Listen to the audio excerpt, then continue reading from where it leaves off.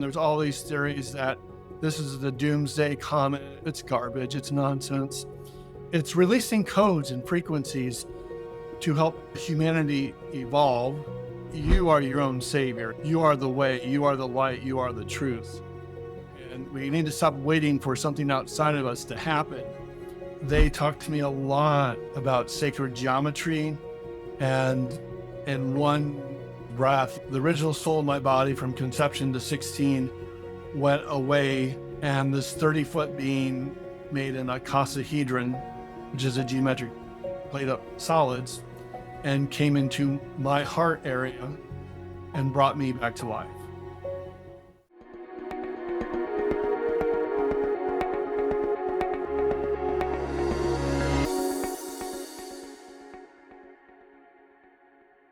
Guy here, my epic guest today is Mark Patterson, and boy, what a conversation. So you might be wondering where I'm standing right now. If you're listening to this audio, it's no good to you, but in video, I'm actually on a rooftop of a hotel in Rome. I'm on my way to Croatia, and I stayed overnight here in Rome, just 5 k's from the airport, I think, not too far, but help get over the jet lag. It is one long flight coming to Europe, I tell you, and I'm coming alone. I've left my family back in Australia for this one, to make a short visit, which of course I missed terribly. But yeah, excited about our Croatia retreat that starts in Split in a few days. So I thought I'd mix up the intro a little bit and record it here on this glorious day. It's beautiful. I mean, it's still early in the morning, but anyway, I digress. Mark Patterson, what a legend. He's been on my podcast before, but when we recorded it, probably about 18 months ago now, he had audio issues at the time. And it was such a great podcast. I published it anyway, and we got it out there, but give listeners a bit of a heads up. Anyway, I reached out to Mark to see if he wanted to come back on, and he did, and here we are. So I generally don't get into bios as well when introducing guests, because that's the conversation's about. Let's get into what they're about. Where am I going with this? You can tell I'm a bit sleep deprived. Anyway, the point is that you'll find out all about Mark. Look, we get into some fascinating topics. His near-death experience when he's younger is mind-blowing.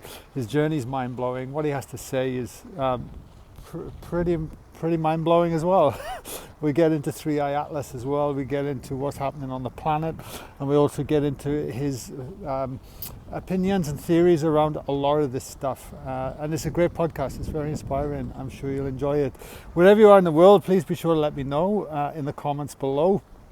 And yeah, continue to connect. If you get something out of it, hit the like button, subscribe button, all that rest of it helps me continue to get these messages out there in YouTube. Anyway, if you just happen to be listening to this and you're going to be at the Croatian retreat, I look forward to seeing you in person, make sure. And if I ever get to see you in person, always come up and say hello. I love to meet people that tune into the podcast, because I have no idea half the time who's listening to this bloody thing. So it's good to put a name behind the face, or just the number or the subscriber that's on YouTube. It's all just... It's not real, is it? It's the people behind it that matters. It's you, me, and everyone else listening to. Anyway, I am completely rambling now. Much love from me. Enjoy this one with Mark. It's awesome, and I'll see you soon. Mark, I've hit record. Welcome to the podcast.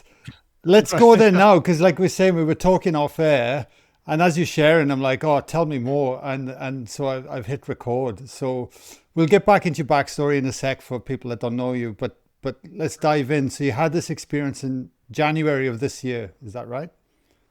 So yeah, it was January 20th of this year. I had an experience where I was in a very deep sleep state, and also I heard this explosion, and I'm convinced that a bomb went off next door, like war had broke out.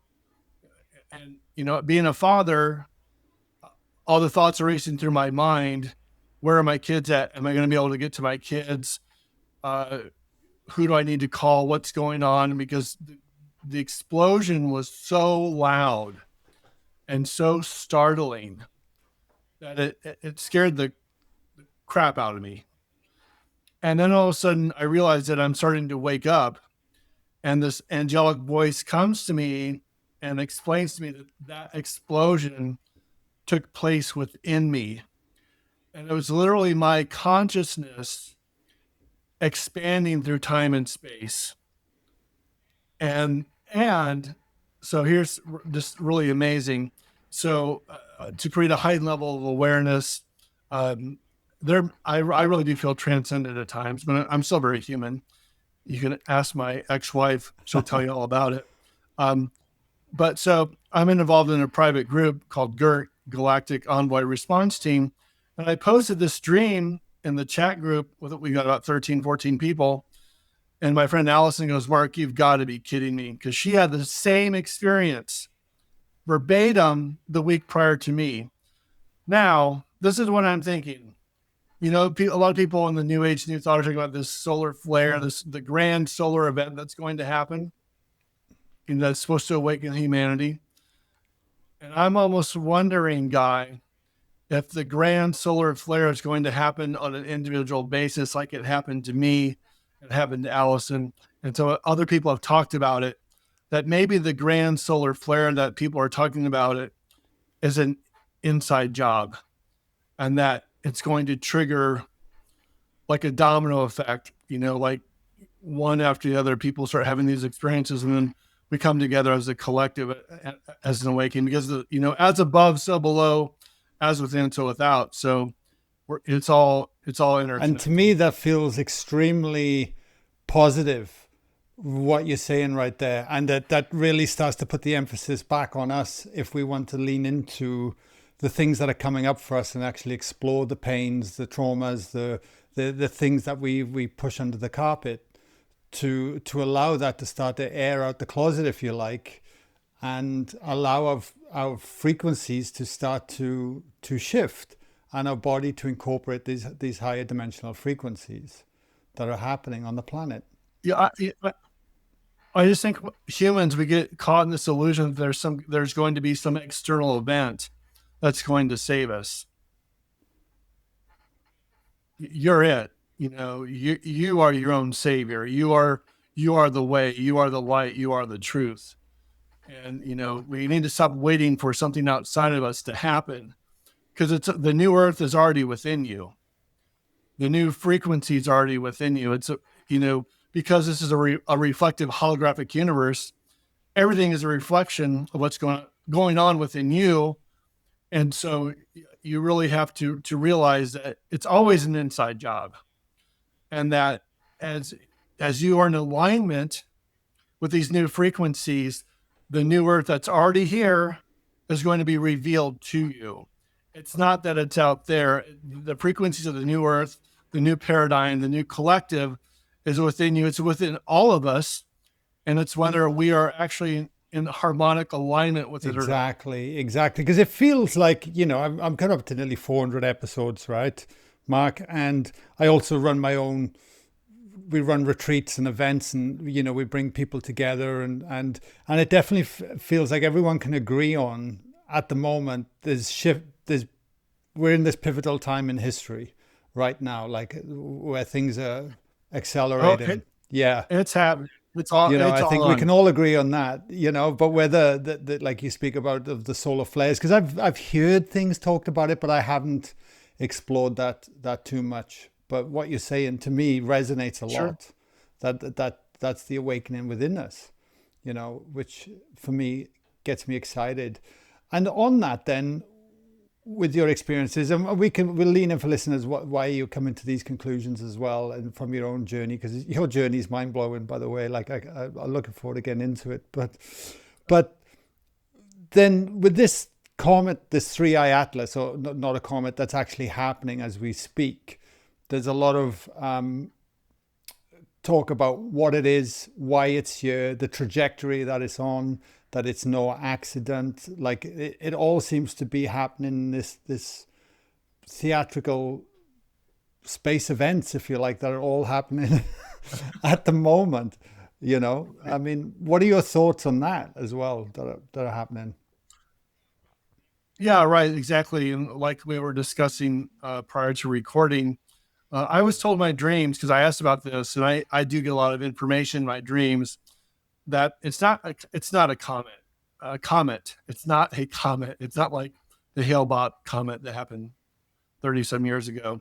Um, this thing has an intelligence, and it's releasing codes. It's releasing energetic codes and frequencies onto the planet. And so these frequencies can be very beneficial if we learn to interpret them and absorb them properly. What we don't want to do is get into the fear, because there's all, I mean, with YouTube and Instagram, there's all these theories that this is the Doomsday Comet, and that's just it's garbage. It's nonsense. It's releasing codes and frequencies to help humanity evolve, uh, and it could help humanity going the other way. But it's for us to utilize those energies and frequencies for our highest good. I do believe there are beings on there. I don't. But what I was shown in my dreams is they're dormant. They're like they're waiting. But I don't think it's a threat to humanity. I don't get that feeling at all. I think again, it's emitting codes and frequencies to help humanity evolve. And again, it comes back to it's up to us what we decide to do with that, right? I mean, even on the healing journey, it's up to us if we develop our awareness enough to be the witness of what is wanting to move within us and create an actual space and allow that stuck energy, or whatever you want to call it, trauma, to move through us. That's freeing this energy up that allows us to then resonate at a higher frequency. Right. Yeah. Oh, exactly. And it's up to us if we impose the fear upon that when it's happening, and suppress it and take medication, drink alcohol, watch Netflix and run away from it, or actually just be with it and not make it mean anything more than what is actually going on, which is what we're incredibly good at doing, is making up shit. Overthink it. Yeah, making up crap. Exactly. Yeah, exactly. Some of the stuff out there about it is just, it's insane. It's like, wow, But I know there's a lot of chaos in the planet, especially what's going on here in America. But I'm actually really excited. In fact, I was talking to my friend about this the other day. There's no logical explanation, but I've never felt better. I feel like I'm 5 years old again, and I'm playing t-ball. Excited to be on the baseball field, excited just to play the game, excited just to partake. Because I think, I've done a lot of podcast interviews over the last few years. I say this over and over again. It's important for people to understand that there are literally countless millions of souls lining up to come to Earth right now. This is where the action's at. And the reason is, Guy, is that as we ascend, or we again, the new Earth is within us. As we align the frequencies to the new Earth and it's revealed back to us, it's going to be a domino effect, a chain reaction. And thousands of other galaxies will simultaneously awaken. But it starts here on this planet. That's wild. So, no, that's why they're lined up to be here. It's quite a privilege. We forget that, we tend to dismiss having a body. Oh, it's not that important. Well, actually it is, because in one sense, one of your roles as a human, or having a body, is the ability to take the non-physical energy and transform it into the physical, to take that which is not seen and make it seen, to that which is not known and make it known. And guess what, Guy? You have to have a body to do it. You can't transform the non-physical into the physical without a body. And that is the magic. See, we're all magicians. We just forgot that, that we have this magical ability to take energy, thought, and have it manifest.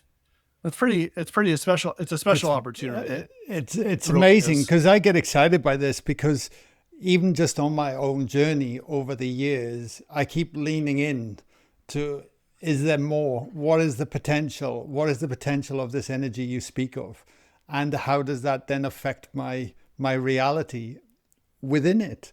And my inner being, like getting to certain qualities of peace, of joy, of happiness that I didn't even know were possible for the first 35 years of my life, right? And now it's kind of like this living part of it, but to the point where you feel that energy, you feel those frequencies, you feel other beings come into your energy field when you start to go into deeper states of consciousness. And that to me it feels like a remembering of who I am. It's like coming home to yourself. And it's almost like people don't Yeah. know that this is possible and that coming home. So they fill it with something else because they know there's more, but they can't even put words to it. If that makes sense.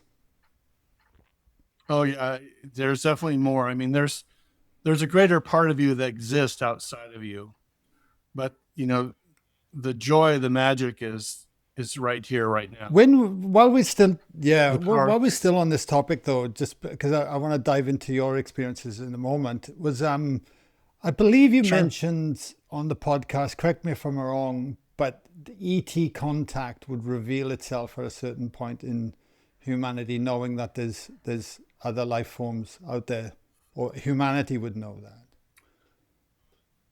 that. Based on my understanding, as far as I know right now, that should happen towards the end of next year, the first part of Right, 2027. because I was going to say, is this anything with this three-eye atlas that's coming, or is here related to that? I don't know. I'm just hypothesizing here. Well, it's the codes are accelerating the process. That's my understanding. Yeah, I yeah, um I think that, I mean, just like a few months ago, the Pentagon released all these videos of UFOs and those things going all over the place. And 30, 40 years ago, our military would have never done that. I just think that there's so many reportings of UFOs and things, and I've had encounters all my life. I think that it's hard to deny and dismiss that it's not out there. There's I think it's where you're at in Australia. There's a tribe that has a picture that looks like kind of the atlas that's been kind of going around social media again. I don't know if it's AI or not. I don't think it is, because it's been posted from all over the world. But there's, and also all the hieroglyphs. I've been to Egypt 3 times, and there's hieroglyphs all over Egypt, Australia, South America, North America, especially in the Native American tribes of the Southwest, the Anasazi and Hopi, that there are other beings out there. They drew these other or in like South America, Machu Picchu, Peru, Teotihuacan in Mexico. All this quote sacred sites have drawings of other beings, of other galaxies. So I think it's strange that we spend billions of dollars looking for ETs when all the evidence is right here on the planet. It's like people spend their lives looking for God, at the church or whatever, when God's already was in you.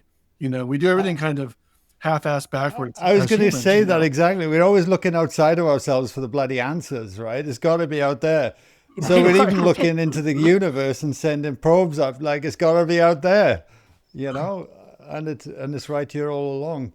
Just for the skeptics listening to this, like, how did you come to the conclusion of it'll reveal itself? You were shown. Was that through a dream at the time, or a vision?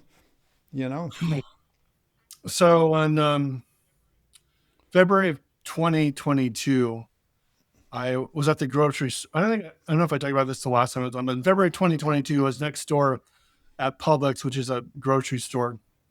They're all over the South here, especially down in Florida. And I'm pushing the cart guy, and all of a sudden I have this super intense, energetic, Kundalini-like experience while I'm walking to the grocery store. And I'm trying to hold it together, right? Because you're having this, it feels like an energetic download. It feels like an energetic upload. And I'm on fire eternally. I mean, my body is smoking hot. And it's like nothing I've ever experienced before. I'm trying to push my cart, keeping my mind cool and not freaking out about what's going on. And you could tell people are staring at me because they know that something's going on. I don't know what's going on, but something's going on, right? And that so after 20 minutes, so it kind of settled down. I had to go out and walk around outside and really ground myself from that experience. And that's when I had that flash of insight, the Zen saying the Satori, instant flash, instant insight, that the new earth was already within us. And it was all about whether we were going to be in a vibrational alignment with it. Because once you're into that harmonic space, then you'll see it, you'll live it. It's already there. It has always been there. It's like, Jesus said the kingdom of God is within you. We keep waiting for the afterlife. You don't have to die in order to experience heaven. It's within you right now, here today. Yeah, I love it. It's literally we're learning how to tune into the radio frequencies that are already around us, right? And we just improve it. They're already within us. Around us, within us. It's everywhere. Within us, it's all here. It's all right now. We're fishing the fishbowl, pretty much, and letting it in. So, with that all in mind, then, can you take us back a little bit? Because I'd love to rehear your story as well, if you don't mind. But were you always have it? Like, did you come into this planet when you were born with having spiritual experiences? Were you from the get-go? Absolutely, yeah. Yeah. So, I as a kid, I, like you draw imaginary things. I always drew about a spaceman from out another planet who came, like when I was like 4 or 5 years old. I was 5, 6, always writing about stuff like that, spacemen coming down to the planet. And I just always knew things about people, Guy. I saw lights around people. I would hear voices or angels all the time. I would just know things. And of course, I was always told, shut up. Don't talk about that. Why do you know that? Don't repeat that. You shouldn't know that. And so, yeah, I felt really alienated. I felt it was like crazy. And the one thing that is interesting, and we'll get to it later when we talk about my NDE, anytime I felt like I didn't belong or I wasn't loved, I always had this dream that I would be inside my bedroom closet. And when I was inside my bedroom closet in my dreams, I felt loved. I felt like I belonged. I had everything that I wanted. I had Winnie the Pooh, Tigger, Disneyland. My God, Disneyland. I didn't go to Disney World until I was like 37 years old. So I had I had everything that I ever wanted. I always found my way inside my bedroom closet when I would dream that over and over again. Well, 40 some years later, you figure out, or whatever, 30 some years later, whatever it was, you figure out that everything that you want, everything you desire is already inside your bedroom closet, your heart. It's already within you. Now, I'll bring that up later in a little bit. But then, of course, I had encounters with ET. I had encounters with ETs, UFOs.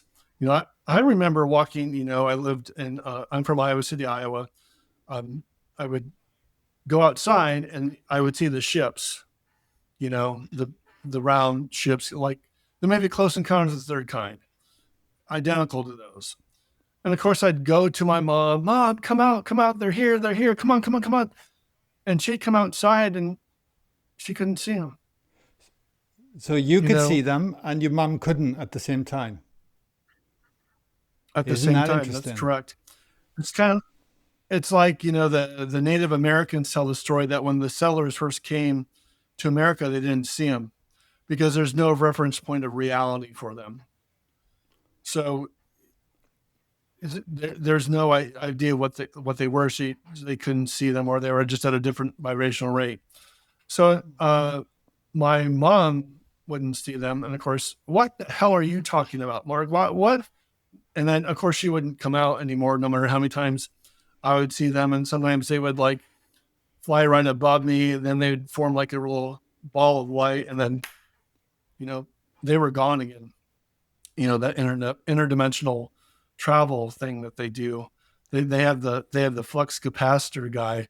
I need to get me one of those flux. They go down a wormhole or something, They just and Right, pop out the other right. side. They're Wow. going. So unfortunately, I was very confused because I'm seeing all this stuff, I'm hearing all this stuff, I'm having these unbelievable experiences, and I'm being told that I'm crazy. So you learn not to trust yourself. So by the time I was 13 years old, I just started to drink alcohol because I didn't want to see anymore. I didn't want to feel anymore. I didn't want to hear voices anymore. And I found that that was the only way to numb At it out. 13. And I wasn't drinking Wow. 13, Yeah. 13, 14, somewhere around there. I smoked my first joint probably when I was 14 years old. Um, it was just, because it shut it all off. And I wasn't drinking wine coolers or Bud Light, Miller Light. I was drinking Jack Daniels, Jim Beam, Johnny Walker. And so when I was 16 years old, I went to a high school party. I was not trying to do this. I was trying to impress my older classmates. So I chugged a fifth of vodka, 4 beers, 2 glasses of wine, and like 3 or 4 wine coolers in about 90 minutes. Needless to say, my body went into cardiac arrest from acute alcohol poisoning. My skin was black, green, and purple. So I died. And when I left my body I was at the Canterbury Inn in Corville, Iowa, Canterbury Inn and Suites in Corville, Iowa. And I was trying to get all my classmates' attention.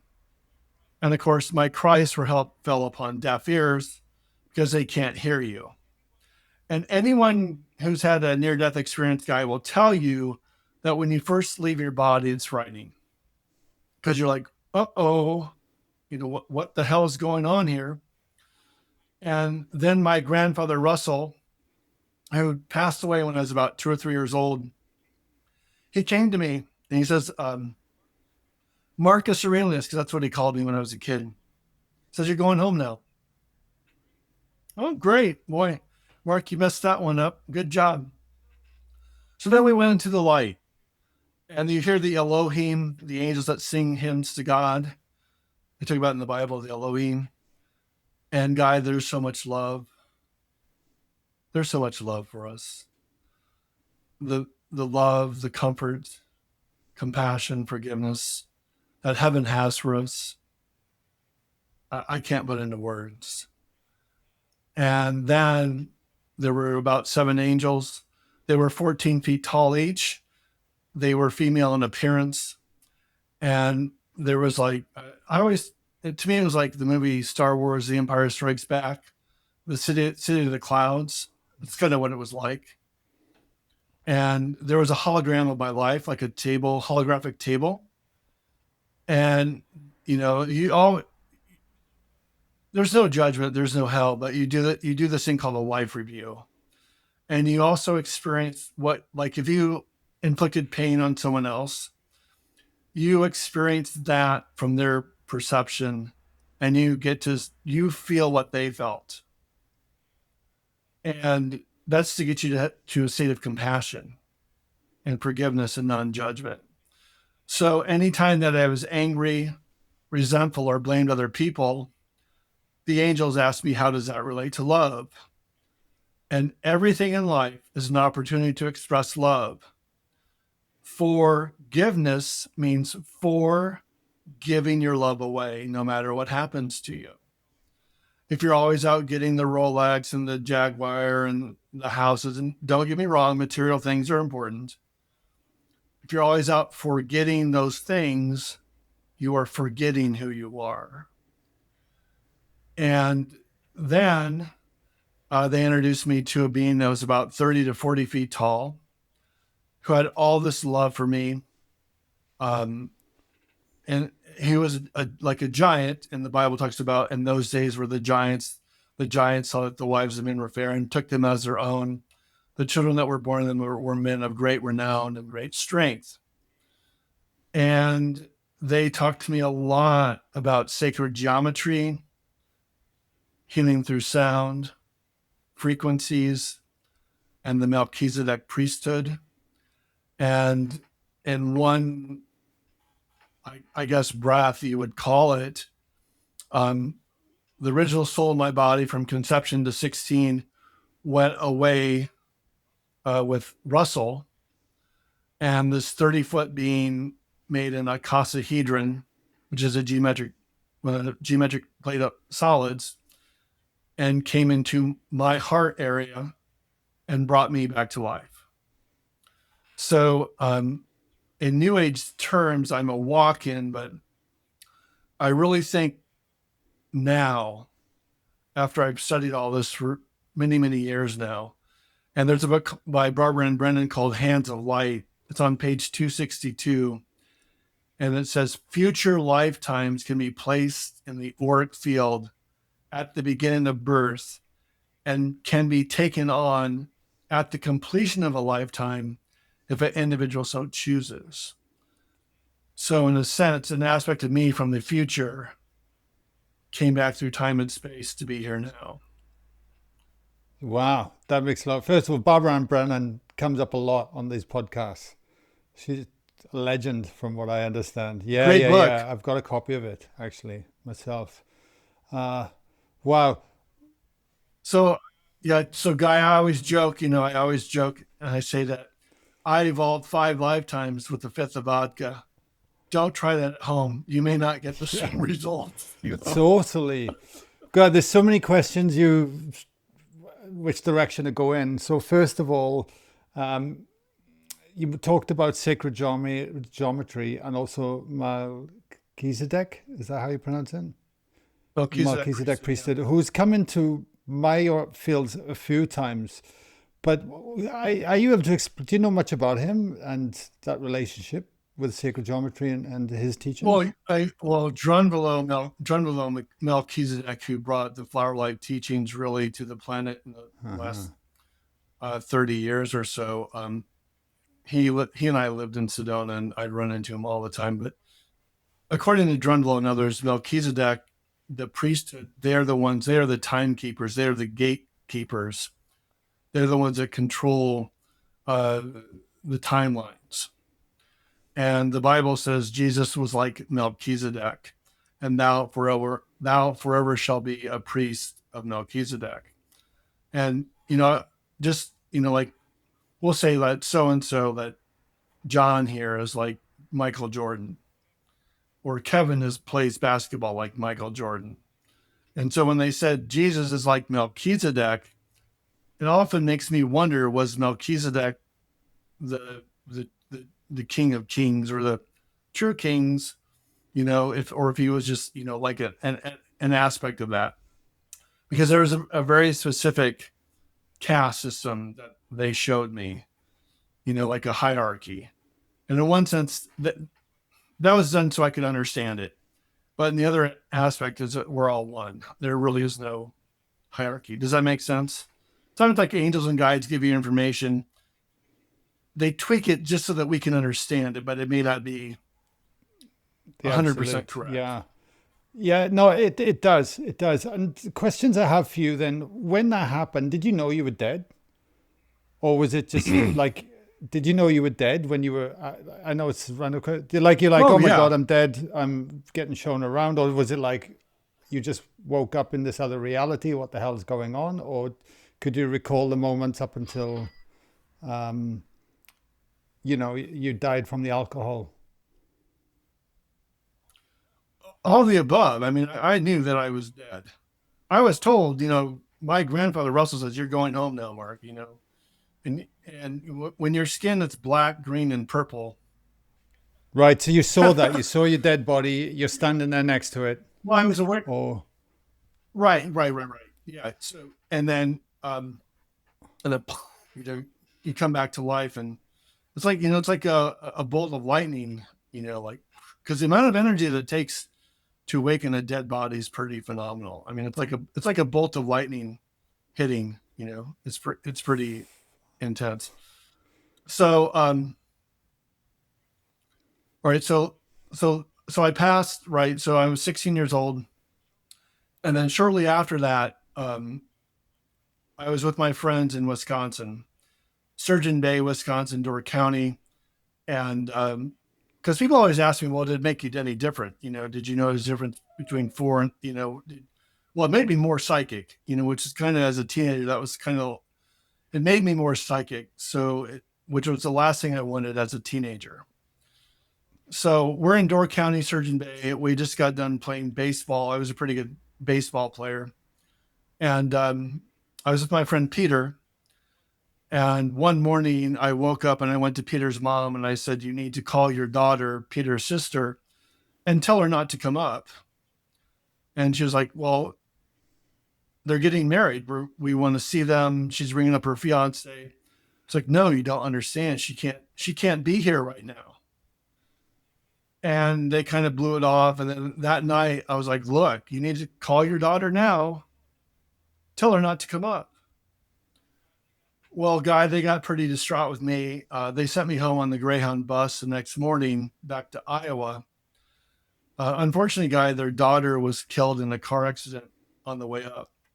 And that was the message I was trying to convey to them, that if your daughter comes up here, she was going to get killed. So, again, I was like, screw this. I don't want to do this. I didn't go back to drinking, but boy, I smoked marijuana, hash, Thai stick, Sensibilia almost every day in a high from 16 to 18. I really don't know how I made it through high school, but I did. And around the time I was 17 or 18 years old, I was introduced, my other friend, Toby, his mom, Patty Lou, introduced me to Jerry Bowman and Joel Biani. Now, Jerry Bowman was a trance channel. He was a Vietnam vet, and he channeled John from the Bible, John the Apostle. Joel Biani was an attorney out of Boston. They were doing a radio show in Los Angeles, California, the Out of the Ordinary show, KIEV. Now, you probably haven't heard of Jerry Bowman or Joel Biani, but many of your listeners have heard of Shirley MacLaine. Shirley MacLaine's channel was Kevin Ryerson. Kevin Ryerson was channeling John. So Jerry Bowman would go into a trance. John would speak through him, saying all these things. And then, Guy, after listening to John for a few times, John started talking to me like you and I are speaking now. And he would say things like, we never use the truth to be right. We never use the truth to make others wrong. We never use the truth to score points for ego. We never use the truth to belittle others. He would say things like, a master is not a master because he himself says so. A master is called master because those who witness him say that he is master. And he'd always say, the kingdom of God is within you. Why do you seek anything else? And the one that would always get me, and I still have a hard time with this one, but he would say, the steady one he was speaking to, he would say, do you really want to experience your life as anything less than the one you call Jesus? Now, when you're 18, 19 years old, there's too many blondes, there's too many brunettes, there's college football, there's Nature Boy, Ric Flair, woo, there's a lot of distractions, especially when you're a male and a teenager, and 30 some years later, whatever, you kind of wish that you listened a little bit more. But from about 18 to 25, John gave me a lot of information, like we're speaking now, or in my dreams. And the last couple of years, it's kind of made some appearances in my dreams again. A lot of things are starting to reappear in my dreams that, left 20 or 30 years ago. And why Jesus? Just, why specifically Jesus in that? Well, first of all, his name wasn't Jesus. Yeshua. It was Yeshua or Yahuwah. Yeshua or Yahuwah. But he was a master. He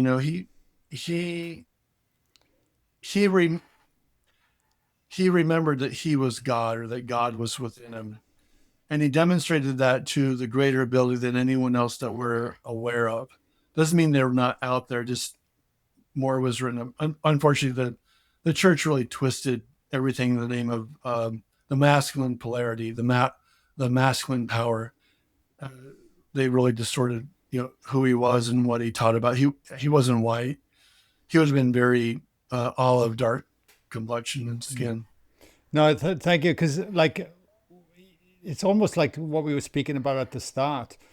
Because Joshua or Jesus or whatever name we call him, there's so much tied into religion and dogma and belief systems. It can be very triggering for people just saying the word, like saying the word God or whatever it might be because of that. But when you take it out of that context and actually just look at the man for a moment and his achievements, it's Look at what he phenomenal, taught. you know? Look at what he taught. Don't listen to the church. Listen to what he taught. Yeah. Yeah. So with all that in mind, because I find it fascinating that you're born into life with these gifts, and clearly there was no support mechanisms around for you to nurture them, and the only thing that you knew what to do was to try and shut them down, otherwise you wouldn't feel accepted. And at that young age, but then Right. the very thing you were running from, because then you get into alcohol, then you die, and then which only then heightens your gifts, and you come back, and it's like now you got Yeah. to deal with this too. Do and like you said, you finally started to find people around you that got it.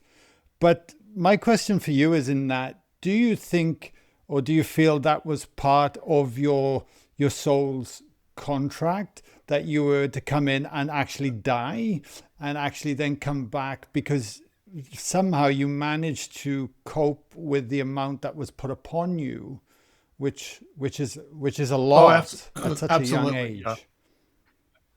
Yeah, absolutely. So let's just jump forward in time a little bit. So in 1992, I moved to Charleston, South Carolina. And that's when I first read the book Bringers of the Oh, Dawn by yeah. Barbara Rossiniak. I mean, great book. Talked about ETs, the Matrix, the illusion, all that stuff.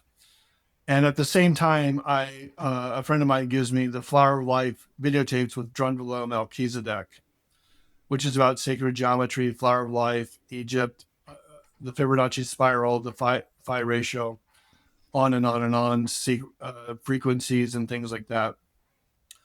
And I'm a server at 82 Queen, which is a fine dining restaurant in Charleston. And as I'm watching these videotapes, this guy comes into 82 Queen for like 5 or 6 nights in a row. 82 Queen is 12,000 square feet. There's 13 different dining rooms every night. There's what in season, there's 13, 14 servers on. Yeah, every night, this guy ends up in my section, which is physically impossible. It's amazing that he went to the same restaurant for 5, 6 nights in a row. And the last night that he's there, the last night that he's there, this angelic voice comes to me and goes, Mark, we need you to talk to him about the videotapes you're watching right now. And I'm just like, we have an hour and a half, 2 hour wait. I have 6 tables. I am in the weeds. I'm just like, no, you know, no. So they come back to me and go, no, we really need you to talk to him about the videotapes you're watching. I'm just like, no. So guy, I go to leave the table. I got physically pushed back by an unseen force. And they were like, no, you really need to do this. So I'm looking at the guy and I'm going, hey, what am I going to say to this guy? If I go, his name was Roger. I said, are you a mathematics professor? Because what am I going to ask him, right? And he looks at me and goes, Mark, what did you really want to ask me? I'm like, well, I'm watching these videotapes about the pyramids, the Sphinx, the Flower of Life, sacred geometry. He goes, Drunvalo Melchizedek, you have those videotapes? I have to have those videotapes. It's like, they're not mine, but I'll call Rosemarie and see if I can give them to you. So, I call Rosemarie the next morning and say, hey, this guy, Roger, he's adamant that he's got to have these tapes. Is it okay if I give them to him? And she goes, I guess so. I'm done with them. Are you done with them? I went, yeah, sure. So I meet him the next day, and his son, Sean, who's my age, and I give him the videotapes. A few months pass. I don't hear anything from him. I walk to work one morning, and again, the angels come back to me and they go, we need you to go to your manager and you have to tell her that you need to go home. I'm like, they're expecting me to work. I just got here. They just, it'll be okay. Just go talk to her. So I go up to Missy. Her name is Melissa Miller. I go, Missy, hey, I'm not feeling well. Are you okay if I go home? She goes, oh yeah, we were thinking about sending someone home anyway today. We don't have very many reservations. So I go home. The angels come back to me. They said, please go directly to your place. Do not stop anywhere along the way. So I go to my place. It's a 25-minute walk from 82 Queen. Guys, I open the door. It's Roger, who I gave the videotape to, calling me. As I open the door, the phone rings. It's Roger calling me from France. And he says, Mark, how would you like to work with Drunvalo Melchizedek in person? Like, yeah, absolutely. Where's it at? How much does it cost? And he goes, Mark, thank you for the videotapes. Everything's been paid for. So I got to spend this is when Drunvalo was actually doing the workshops himself, and they were, 14-hour days for 10 days in a row. And Cope Crest, North Carolina, which is real close to where I'm at now. And so I got that, and then, so I got to spend time with him. And then, so that was like 93. I think it was 93. Yeah. So a couple years later, and again, I didn't tell anyone about my near-death experience. I told two people. The girl that I was in Charleston, South Carolina at the time, Kirsten, and my best friend, Dean, who's a chiropractor and acupuncturist. He's still in Iowa City. Those are the only two people that knew about what happened to me that night in 1986, February of 86. Didn't tell anyone. So 1995, I'm in Iowa visiting for the summer. Guy, get a phone call at 1:30 in the morning from a woman I never met, never spoke with before. I don't know how she got my number. She calls me. I answer the phone, half asleep, half awake. She described my near-death experience verbatim. Everything I was told by the 30-foot being, sacred geometry, healing through sound. She talked a lot about my gift through sound, vocal toning that I do. And she talked about the Melchizedek priesthood. And then, Guy, check this out.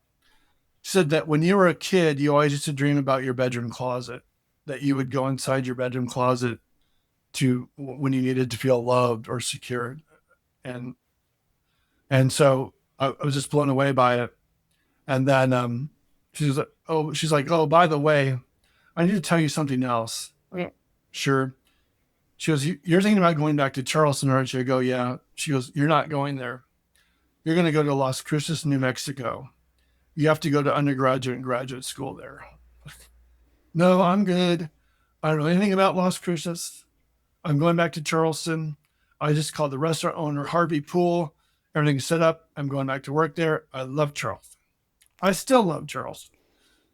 And she's like, no, you're going to Las Cruces. Okay. 2 days later, Guy, I get a phone call from Luis Vasquez. He was my childhood mentor. Haven't heard from him in years. Again, I don't know how he got my number. He's like, Mark, what are you doing these days? Oh, I'm just getting ready back to Charleston. He goes, well, you know what, Mark? I just took a job as the associate head of the psychology department at New Mexico State University in Las Cruces, New Mexico. I think you probably should come to school here. I'm just like, you've got to be kidding me. So, I ended up going to undergraduate and graduate school at New Mexico State University in Las Cruces. Although I want to make it very clear because I don't hide anything. I made graduate school for a year. I never completed my master's degree. I went for 1 year. Why? That's true wild. Story. How do you ever wonder who that woman was? Did you ever speak to her again? Or Oh yeah, no, yeah, we met in the physical. She's a real person. and she said that her angels were told her angels told her about me and to call me and talk to me and to do these things. And she said that we were psychically connected. I'll just say her name was Deb, and we met a couple times. We went up to the Four Corners Monument. We also met up in Portland, Oregon. Unfortunately, I have not. June, July, somewhere between like June and August of '99 was the last time Okay. I've heard from her. Okay. I I don't. I have no idea what And happened to her. do you know But she why was a real New person. Mexico? Like what all that was about in terms of. Well, I think it had to do with Luis. I How do I say it? So from the time I was in eighth grade to the time I was in undergraduate school, I was always told I was the smartest kid, but I didn't give a crap. Which is true. And because when I was a sophomore at New Mexico State University, they had me do lectures in psychology.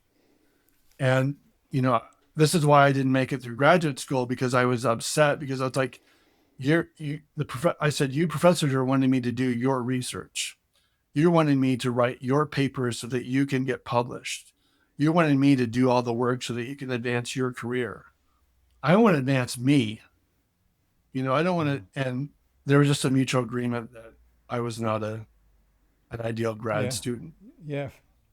But I also think that there was people that I was supposed to meet there, and I think that because I was kind of stubborn as a college student, and I think the teachers were probably a little bit more sympathetic, especially with Luis being involved in the psychology department. And he had known me since I was probably 12 or 13 years Yeah, old. fascinating. And the gentleman, I can never say his name. I forget. I've actually seen some of his Flower of Life lectures. John Run Willow. below? Yeah.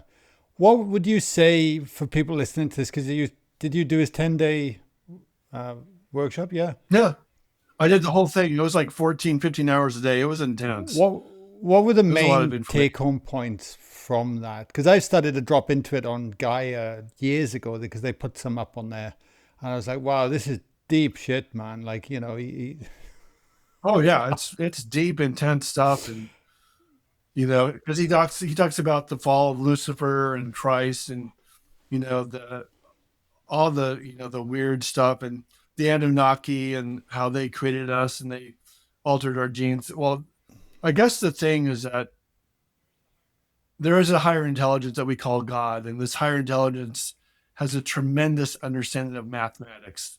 That everything in life is based on the flower of life symbol, our DNA, uh, the nautical shell, trees, plants, the pine cone, and everything is based on mathematics. It's based on geometry, and it's Mm. undeniable. And that's kind of the core of what. And then his big thing was teaching the Merkaba meditation to create counter rotating fields of energy to access higher dimensional realities. Of course, if you saw the movie Contact, what'd she do? Jodie Foster created using ancient information from space, multidimensional information from space to create counter rotating fields of energy around the Hmm. body to access other dimensions. What was the other movie? Stargate, the same thing, taking ancient Egyptian knowledge, creating circular counter rotating fields of energy to go through other dimensional realities. Yeah, Yeah, the I Mer- mean, Hollywood, yeah, Hollywood kind of sneaks the truth in there every yeah, the so Merkaba is often. wild, isn't it? I mean, I've had an experience where like 3 o'clock in the morning where I just everything just turned on and I just became light. Like it just Oh poof, yeah, and I was yeah. it just instantly evaporated. Everything was this golden light. But there was a moment where I felt something rotate, but then it was so fast it didn't feel like rotation. It felt like vibration, if that makes sense. I think there's groups of us, there's soul families that do our Merkabas in the dream state, and we are doing planetary grid work. We're activating grids. So I guess one of the things I want to share Please, real yeah, quick, go. I don't know, uh, well, when we incarnate, we tend to incarnate with about 30 people, call our soul family. Often it's our parents, and we choose everything, guy. We choose our parents, where we're going to live. We choose our circumstances.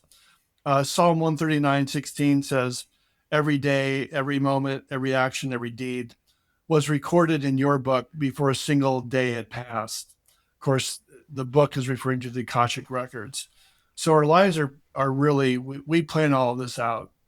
You know, Michael Newton, who wrote Journeys of the Souls, even says that our conversations are to some degree are pre-planned. And this was John Calvin, uh, predestined Presbyterians. Calvinism talked a lot about this as well too. Incredible. Yeah. Like when you meet everyone you're supposed to meet, and everything is unfolding as it is. Um, I did a sweat lodge with D. Wallace Black Elk in January of '97. That was intense. He was like, "Okay, you white people, you want a sweat lodge? Who is Let's that? go." Sorry. But you know the Wallace Black Elk is a famous Native American elder. Oh, wow. He's written a lot. He's had a lot of books translated through him, or translated from Lakota to English. Um, but Lakotas teach that your life is the way that it is because it really cannot be any other way. Yeah, one question I want to ask you that's like with all those sacred geometry, flower of light teachings, and how life is created, the universe is mathematics, the Merkaba field. Like, my honestly, I'm a simpleton, right? When I start going there, my brain just wants to explode, and it's a lot of information, right? But somehow or another, I've managed to get through life more through not using my analytical brain, but just feeling into what's right, and then having these experiences, but then working backwards from the experience, because then I'm looking at information differently because I've already had the knowing, if that makes sense. And then I'm trying to fill in the pieces. Right. So Drenvelo, he doesn't really teach the Merkaba anymore. He teaches living from the heart. That's his, going into the heart space and activating your heart and high heart, and that's kind of his focus as of late.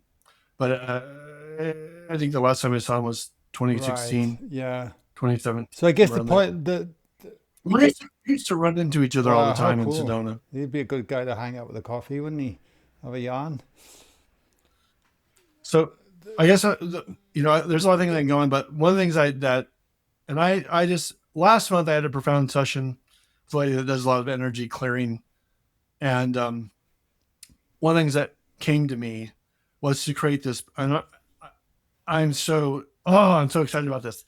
I'm creating this platform called Voices of Light, empowering the empath. Because I think so many people who are psychic, who are mediums, who are channels, who have had near death experiences, they don't feel safe. They don't feel safe to be themselves. They don't feel protected, or that, we've had lifetimes of being persecuted or killed for being psychic, or for being an oracle at the Delphi, or whatever it may be, or were hunted down for being psychic and intuitive.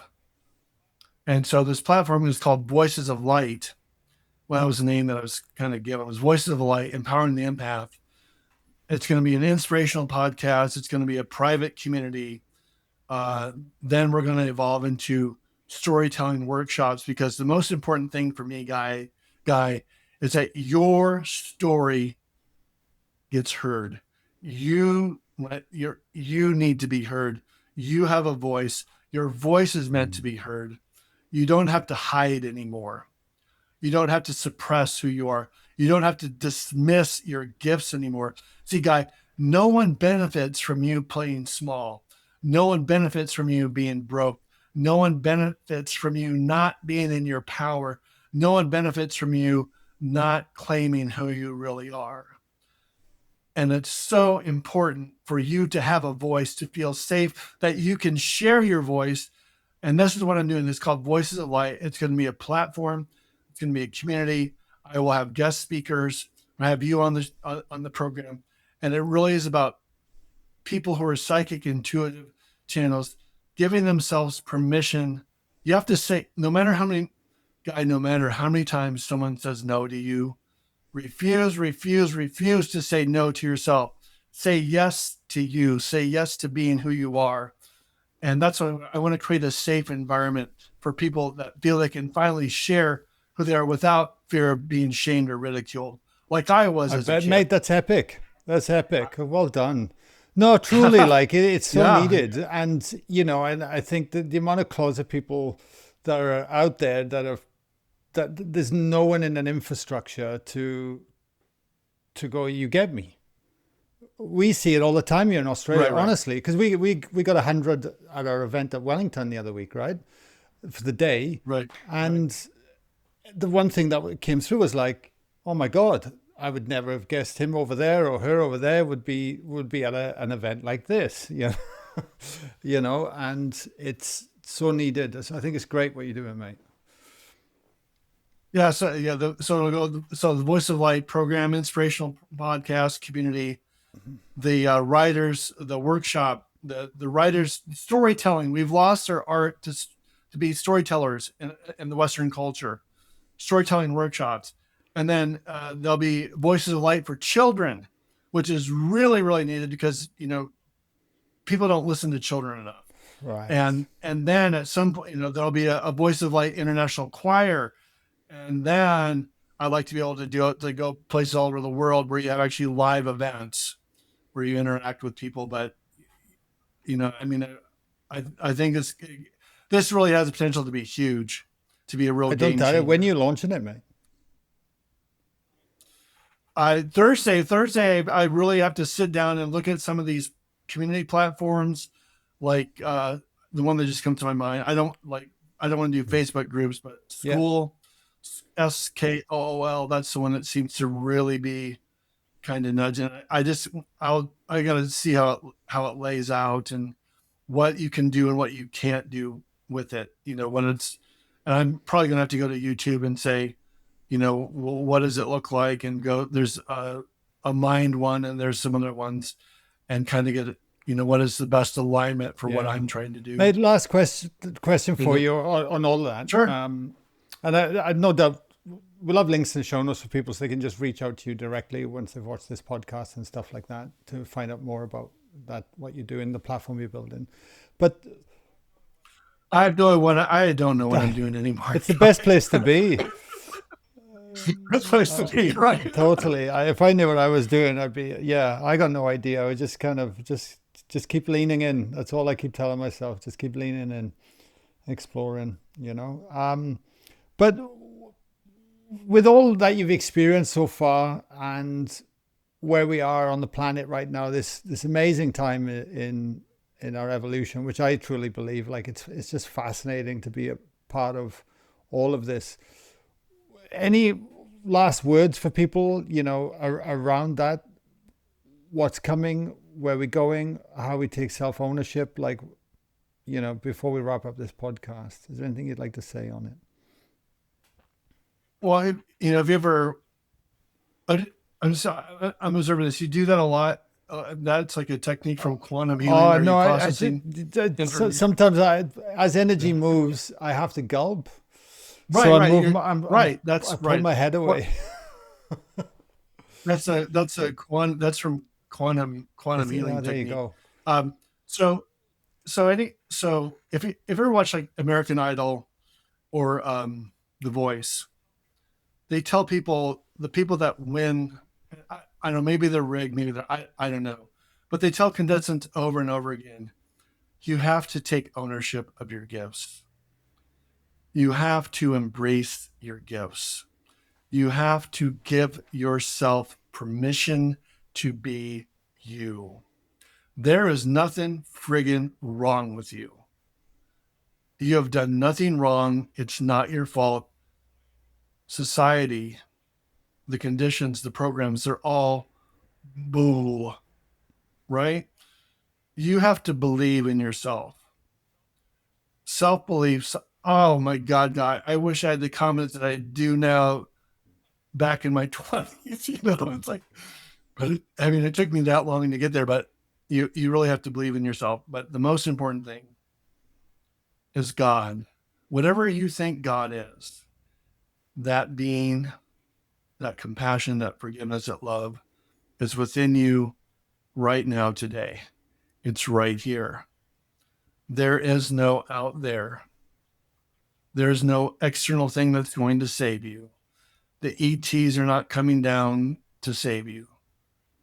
You're it. You are that. You are the way. You are I am that I am. And that's where the magic's at. The magic's within. The power and presence is within. And you can go to my website, I've done past life regressions for 30 some years, and there's not a more powerful tool to really get to the core of your traumas and issues. And, if you feel drawn to that, please reach out to me and we can, set up an appointment with you. But believe in yourself.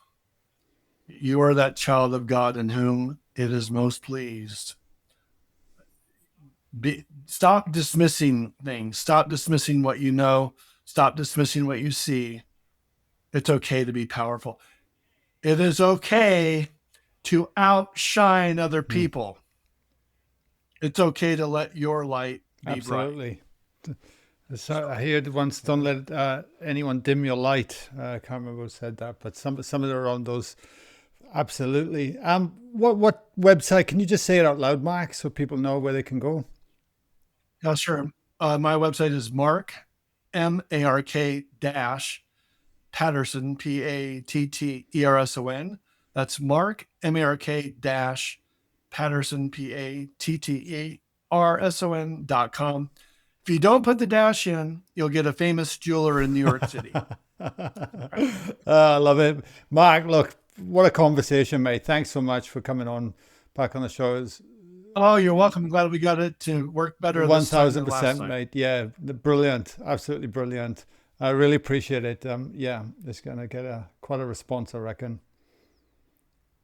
Okay. All right. Go in peace and do your best. You are loved. Be loved. Be, Be exactly. loved. Thanks, legend.